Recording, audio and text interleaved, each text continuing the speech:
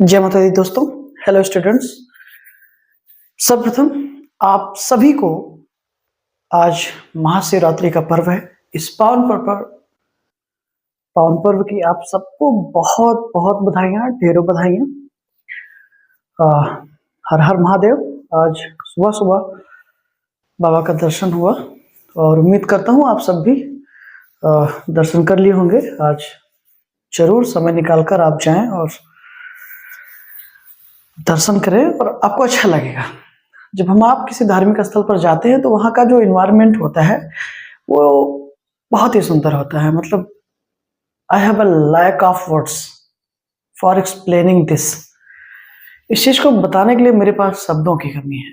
मतलब समझ में नहीं आ रहा कि ऐसा कौन सा शब्द मैं बोल दूं और जो मैं कहना चाहता हूं वो आप समझ जाए। तो ये शब्दों मतलब इस महिमा को, इस खूबसूरती को या इस भाव को शब्दों में नहीं पिरोया जा सकता, as per my opinion, right. Once again happy Mahashivratri आप सभी को। भोलेनाथ आप सबके जीवन में ढेर सारी खुशियां लाए और आप सब हमेशा खुश रहें, मग्न रहें, मस्त रहें, व्यस्त रहें। ओके, तो आज नेक्स्ट क्लास में, सुपरफ्लूयस की नेक्स्ट क्लास में आइए हम आप डिस्कस करते हैं आज के 3 सेंटेंसेस को। Okay, without wasting time let us start. पहला सेंटेंस है आपका कि the principal forbid the students not to stage a walk out. Clear? उम्मीद करता हूं आप समझ रहे होंगे। द प्रिंसिपल आपका क्या है? सब्जेक्ट है, फॉरबिड है वर्ब, ठीक है, और जो कि निगेटिव मीनिंग कन्वे करती है। ध्यान दीजिएगा, कौन सी मीनिंग कन्वे करती है? निगेटिव मीनिंग कन्वे करती है, जिसका मतलब होता है मना करना। Clear? The students not to. Clear?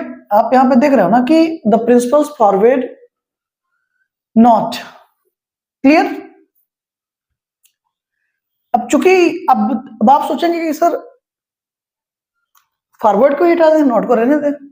भैया ये वर्ब है और आप वर्ब को नहीं हटा सकते, राइट। सब्जेक्ट को वर्ब चाहिए होगा ना, क्योंकि सब्जेक्ट वर्ब एग्रीमेंट आप समझ रहे हो, बिना वर्ब के सेंटेंस होगा नहीं। ठीक है, ये अच्छे से दिमाग में बैठा लीजिए। तो मजबूरी है, हम फॉरवर्ड को नहीं रिमूव कर सकते, हमको नॉट को ही रिमूव करना पड़ेगा। तो यहां पर ये क्या है? इनकरेक्ट। क्लियर? क्योंकि नेगेटिव सेंस देता है, नेगेटिव सेंस जब ये खुद दे रहा है तो हमें किसी भी नेगेटिव वर्ड की देयर इज नो नीड, कोई आवश्यकता नहीं है। क्लियर? ओके, दूसरा sentence, she accused him for of being a coward person. Okay, a coward person, person की parts of speech noun. Okay, और कावर्ड का भी मतलब समझना दोस्तों, कावर्ड का भी मतलब ये एक नाउन है। अगर आप इसको एडजेक्टिव समझने की भूल कर रहे हैं तो कतई ऐसा ना करिए, एक नाउन है। कावर्ड नाउन होता है और इसका मतलब ही होता है कायर व्यक्ति। कावर्ड का मतलब सिर्फ कायर नहीं है, कावर्ड का मतलब है कायर व्यक्ति। ठीक है, कावर्ड का मतलब ही होता है कायर व्यक्ति। ये एक नाउन है।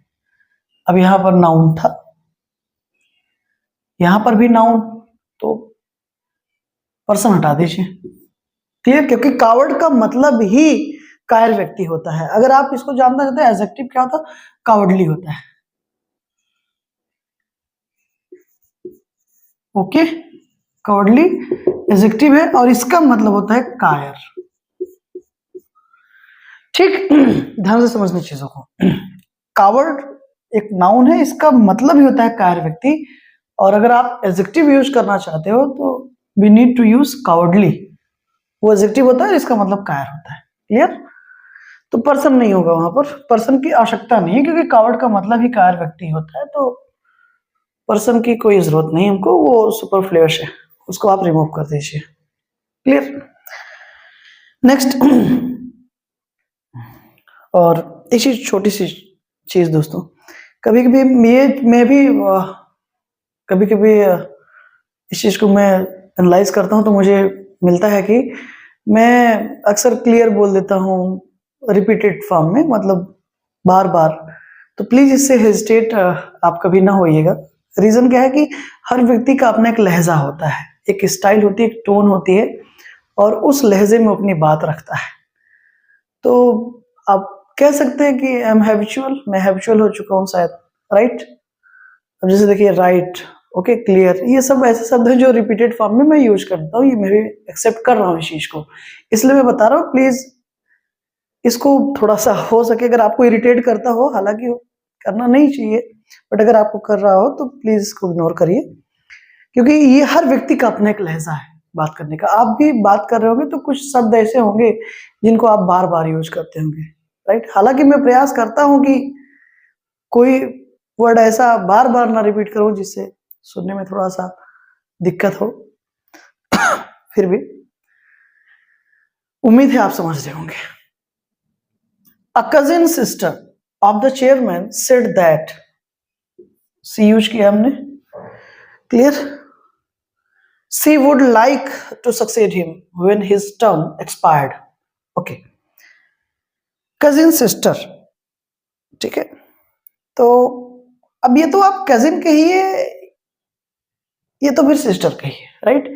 कजिन सिस्टर या फिर कजिन ब्रदर जैसा कोई कॉन्सेप्ट नहीं है, समझ रहे हैं आप ना।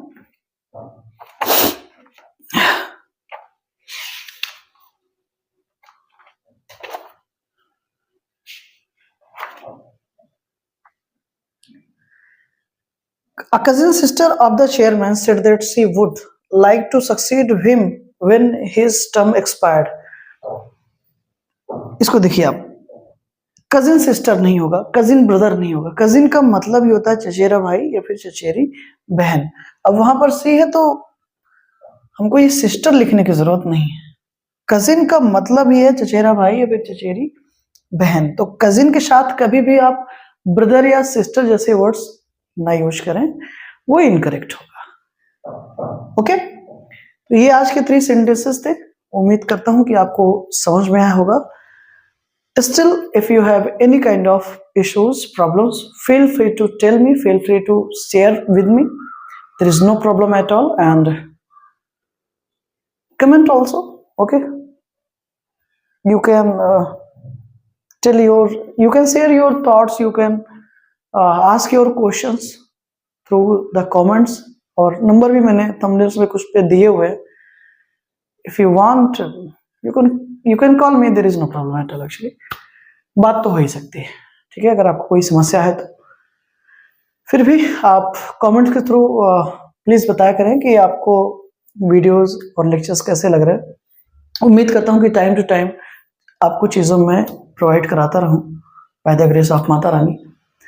और एक सूचना ये है कि 5 अप्रैल से दोस्तों, आप सब अगर आप 6 to 12 है या 9 to 12 है, ठीक है, तो 5 अप्रैल से 2 बैचेस ऑनलाइन और ऑफलाइन स्टार्ट होंगी। एक बैच 6 to 8 होगी और दूसरी बैच हमारी 9 to 12 की होगी। तो ये प्रॉपर ऑनलाइन और ऑफलाइन होगी और रेगुलर आपको लेक्चर्स मिलते रहेंगे। तो इस चीज को आप ज्यादा से ज्यादा शेयर करें और बच्चों तक, लोगों तक पहुंचाएं, ताकि वो 5 अप्रैल से क्लासेस मिस ना हो पाए उनकी। तो आज के लिए इतना ही दोस्तों। We will meet in next class. Till that, thank you so much, have a great day. जय माता दी।